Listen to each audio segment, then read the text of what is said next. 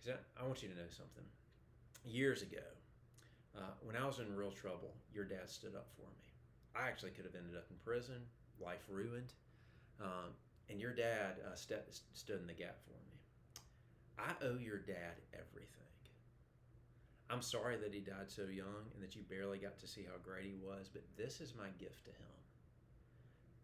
And R.C. reflected on that and realized his dad's righteousness, his dad's goodness got completely imputed to R.C.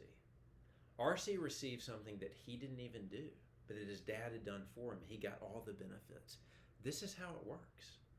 Jesus on the cross takes our condemnation, our hostility, because he shares himself with us. And then he gives us his fullness, his righteousness. And in him, you stand holy, without reproach.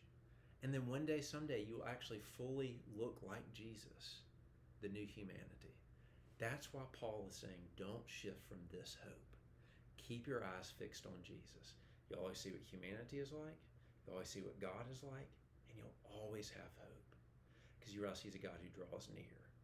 He's a God who hates sin more than we do. But he's a God who forgives and heals and is one day going to finish it all. It changed who Paul was. He formerly was named Saul. And it'll change you.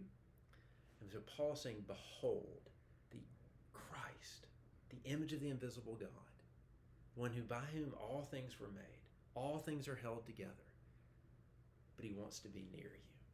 Do you see him? That's an invitation. Let's pray.